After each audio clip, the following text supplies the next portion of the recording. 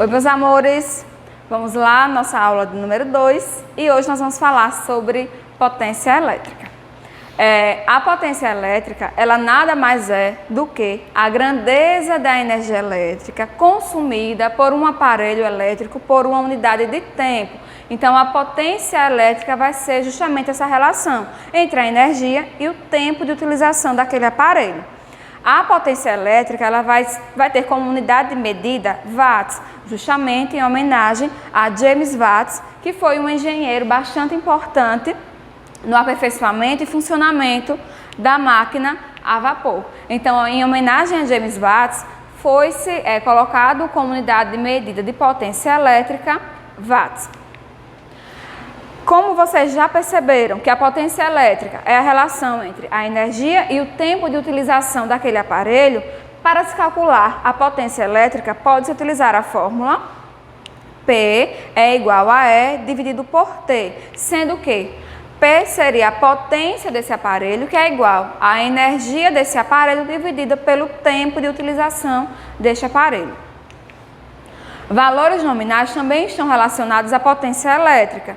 Nós temos aqui dois valores nominais, um que é a tensão nominal e o outro que é a potência nominal. A tensão nominal ela se dá em volts e ela é a voltagem para a qual aquele aparelho foi fabricado. Já a potência nominal se dá em watts e ela é a potência do aparelho quando está submetido à tensão nominal. Nas caixas das lâmpadas, como nessa da imagem aqui para vocês, geralmente já vem dizendo qual é a potência do aparelho e qual é a tensão nominal daquele aparelho. Por exemplo, nós temos aqui 30 watts. 30 watts está relacionado à potência nominal dessa lâmpada. Já 127 volts a 220 volts está relacionado à tensão nominal dessa lâmpada. Percebam então que na própria caixa da lâmpada já vem dizendo qual é a tensão nominal da lâmpada e qual é a potência nominal dessa lâmpada. Nós temos 30 watts para a potência nominal e 127 a 220 volts para a tensão nominal. Lembrem-se, tensão nominal se dá em volts e potência nominal se dá em watts. A relação entre a potência desses aparelhos e o gasto de energia elétrica pode ser expresso por essa tabelinha aqui, onde vocês vão ter uma noção da relação desse aparelho com a potência que ele possui. Por exemplo, a geladeira, que é um eletrodoméstico, tem como potência elétrica 250 a 500 watts. Já o ferro elétrico possui de 900 a 1.500 watts. O chuveiro elétrico possui de 2.000 a 7.800 watts. O televisor possui uma potência elétrica de 70 a 400 watts. A máquina de lavar roupa possui uma potência elétrica de 200 a 1.900 watts. O liquidificador de 150 a 800 watts. O secador de cabelo de 300 a 2.000 watts. E o ventilador de 60 a 250 watts. Vocês poderiam se perguntar, mas professora, por que tem esse sempre de um ao outro? Porque a potência, no caso dos aparelhos aqui, desses eletrodomésticos, estão sempre de um ao outro. Justamente porque, dependendo da marca desse aparelho, do fabricante desse aparelho, essa potência pode ser utilizada ou maior que 250 ou menor que 500, no caso da geladeira. Em todas as residências, nós temos os medidores do consumo da energia elétrica na sua casa, certo? Que são chamados também de relógio de luz. Nós temos aqui os dois tipos de relógio de luz mais utilizados aqui no Brasil. Como, por exemplo, o medidor de energia elétrica ciclométrico, que é esse aqui. Percebam que ele possui esse discozinho aqui, que é justamente por existir esse disco que recebe esse nome de ciclométrico. E o de ponteiros, que é este aqui, um pouquinho mais moderno, certo? Esses relógios de luz são os responsáveis por medir a quantidade de energia que foi consumida na sua casa durante aquele período de geralmente 30 dias. As empresas que vendem energia para as nossas casas utilizam-se desses relógios aqui para poder saber quanto de energia você consumiu. A Equatorial, por exemplo, aqui em Arapiraca, é a responsável por medir essa quantidade de energia consumida e por cobrar a tarifa pelo seu consumo. Falando em consumo, como é que a Equatorial consegue saber quanto você consumiu na sua casa? Vamos descobrir? O consumo ele vai ser medido, como eu falei, geralmente a cada 30 dias. Geralmente há um período de um mês para poder analisar esse consumo de energia elétrica na sua casa. E esse consumo vai ser sempre expresso em quilowatt-hora, certo? Então é comum na sua própria conta de energia você encontrar esses aqui, kWh, quilowatt-hora, porque é justamente a unidade de medida responsável por tirar a medida lá no seu relógiozinho de luz da sua casa. O quilowatt-hora corresponde a 1000 watts, certo?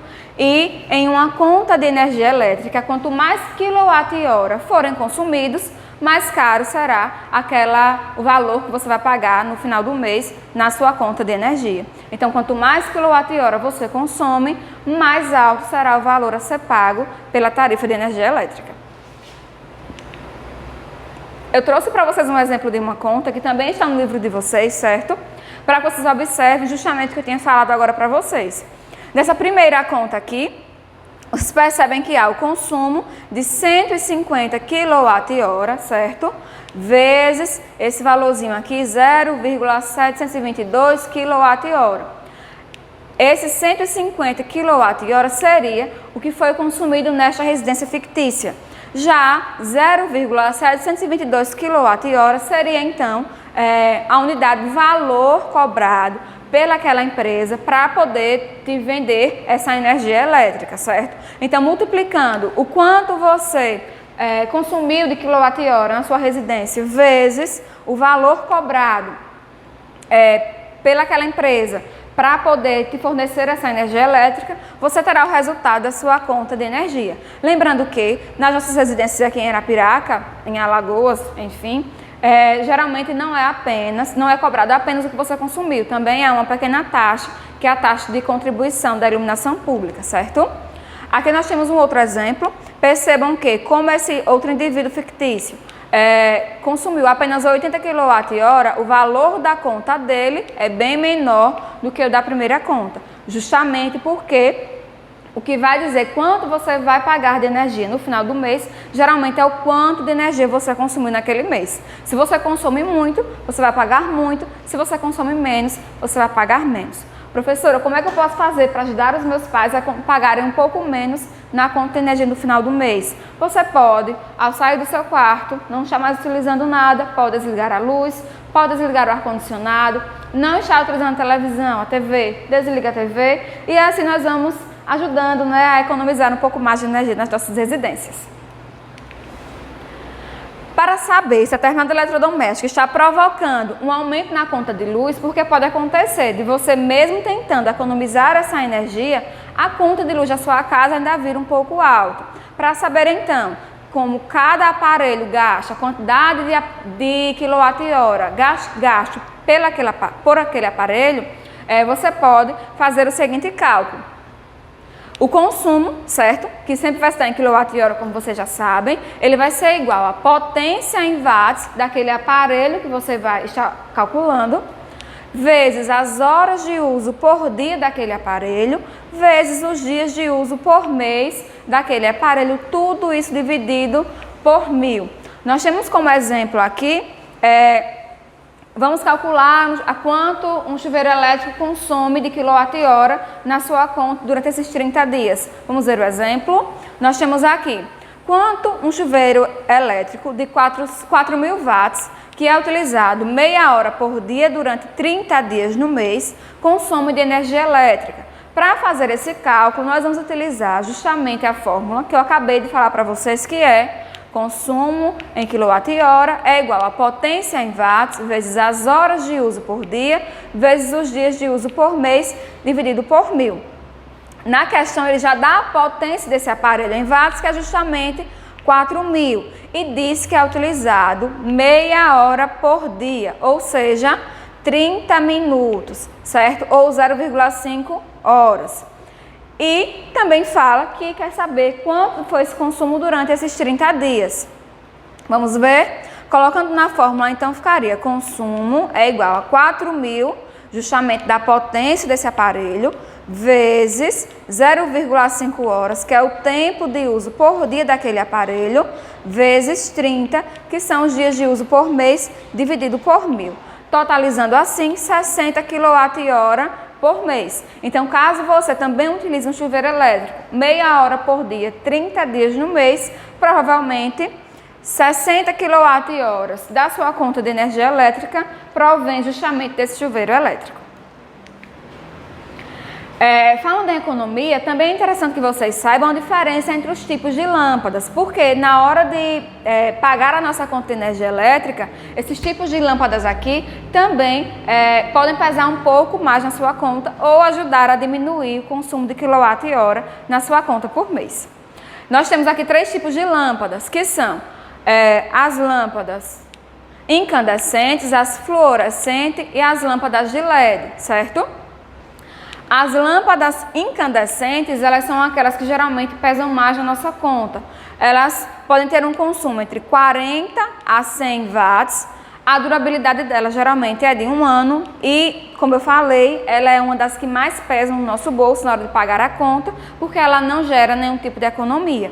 Já as lâmpadas fluorescentes, elas têm de 8 watts, consomem de 8 watts a 20 watts, tem uma durabilidade muito boa de 6 a 10 anos e elas economizam até 80% do consumo de energia na sua casa. As lâmpadas de LED, elas são bastante econômicas, consomem apenas de 4 a 10 watts, tem uma durabilidade de 15 a 25 anos e tem uma economia de até 95%. Ou seja, eu acho que eu vou comprar uma lâmpada fluorescente porque ela é um pouco mais barata que a lâmpada de LED. Porém, quando você vai analisar a durabilidade dessa lâmpada e o quanto aquela lâmpada consome por mês, muitas vezes você está economizando naquele momento, mas em um período prolongado você acaba gastando um pouquinho mais. Então, o ideal é que você opte por lâmpadas de LED para poder conseguir economizar um pouco mais na quantidade de quilowatt-hora utilizada na sua residência. Meus amores, é isso. Espero que tenham entendido tudo sobre tensão nominal, certo? Por favor, se tiverem um tempinho, quiserem dar uma revisada no assunto, façam as atividades das páginas 58 a 59 do livro de vocês. Um cheiro, um abraço, saudades e até a próxima.